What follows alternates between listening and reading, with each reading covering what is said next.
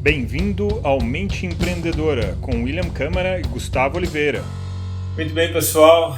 Depois de um longo tempo sem gravar episódios do nosso podcast, do nosso YouTube, vamos retomar essas gravações com força total. Nesse meio tempo, muita coisa aconteceu.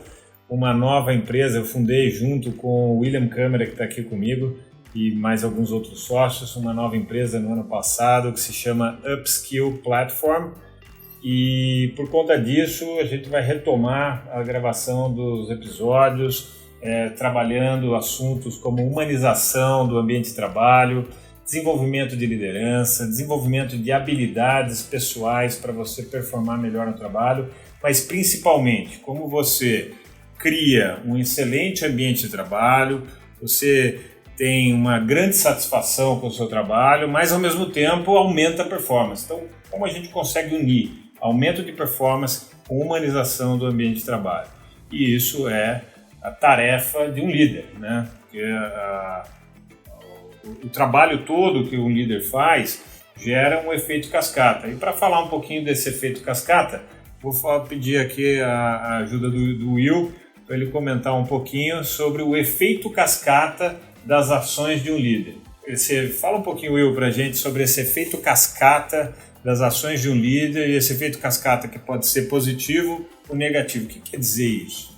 Acho que uma forma de você pensar nessa vertente é que um líder ele pode ser tanto um elemento inspirador para um colaborador, para um especialista, como pode ser um cara que atrapalha até a expertise daquele especialista, atrapalha o desenvolvimento dele, a performance daquele especialista. Então, se o líder lidera bem, se ele acompanha, se ele está sempre focando no desenvolvimento, tem um lado humano, ele tem um lado de performance bem balanceado, ele não esmerilha lá o querido ali no dia a dia de trabalho. Se ele consegue, de alguma forma, dar um exemplo positivo, trazer referências, ampliar, expandir as dimensões ali do trabalho, da performance, eu acho que ele vai trazer em cascata coisas boas. Ao mesmo ponto, se ele faz exatamente o oposto, né? Se ele realmente não acompanha, não cobra performance, não cobra um alinhamento necessário ali para que seja trabalhada de forma humana, né, a parceria de trabalho, a chance disso gerar uma rotatividade, uma insatisfação. Quantas vezes você já ouviu alguém falar assim, eu só não vou trabalhar mais lá porque eu não aguento mais o meu chefe? Para mim, essa é o statement, a resposta que muitas pessoas falam porque elas não aguentam mais trabalhar com líderes fracos, despreparados. E é comum, né? Muitas vezes, acho que eu já ouvi, você já ouviu, talvez a gente já tenha feito no passado, né? Certamente.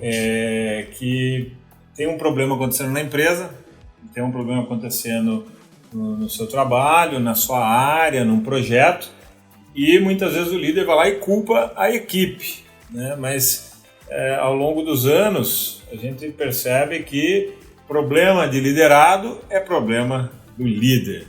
Você acha que é sempre?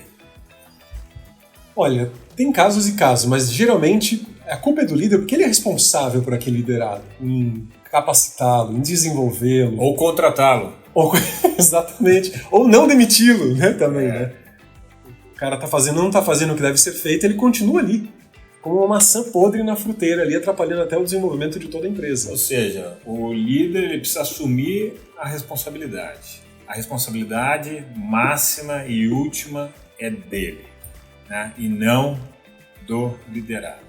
Essa frase do Tranjan, problema de liderado é problema de líder, eu gosto muito porque ela traz responsabilidade para o líder, ao invés de esperar que todo mundo vai fazer o seu melhor sempre. É diferente, o líder tem outra responsabilidade, né? Seja o dono da empresa, seja o gerente de uma área, ele tem uma responsabilidade mais abrangente do que compete àquele liderado. Será que dá então para a gente resumir, né? Que a função de um líder é inspirar os seus colaboradores, o seu time, a sua equipe, a sua empresa, engajá-los para que eles trabalhem motivados, entusiasmados, né? E ao mesmo tempo funcionar como um paladino, como o Miyagi, lembra do Karate Kid, né? O Miyagi, ele vai ver ali o diamante bruto, vai perceber o que o Daniel San tem de melhor e vai estimular, vai treinar, vai lapidar para que aquele indivíduo floresça e atinja a sua plenitude como profissional, como ser humano, né? Acho que essa é a função máxima de um líder, e não esperar que o cara chegue pronto. Se ele chegasse pronto, então ele não precisa ser liderado, ele já vai ser líder. Aliás, o líder também não está pronto, é um trabalho infinito, né? Como enxugar gelo. Eu, pelo menos, eu sempre me sinto em desenvolvimento, nunca pronto, né? Cada vez que a gente conversa, cada vez que a gente estuda, cada vez que a gente lê, cada vez que a gente fala, a gente aprende alguma coisa. E cada vez que a gente interage com liderados, a gente aprende muito, né? Fora, como eu passei nos últimos anos, ter filho. Aí que se aprende mesmo. Eu acho que esse terceiro ponto, que é o líder paladino, é o trabalho mais desafiante de um líder. Porque ele precisa ter masterizado aquilo, ele precisa ter enxergado aquilo por diversas perspectivas para conseguir entender que aquele outro indivíduo com necessidades diferentes, com panoramas, com uma vida diferente, como é que ele prospera, como é que ele desenvolve aquelas habilidades. Eu acho que é aí que entra a visão de alguém com experiência, uma experiência multidimensional de liderança para conseguir ajudar nesse desenvolvimento, nesse aumento das capacidades do liderado. Eu acho que o líder consegue ver, mas muitas vezes ele não consegue entregar o desenvolvimento necessário, né, acompanhar, né, treinar naquilo que realmente ele precisa para avançar. Muito bem.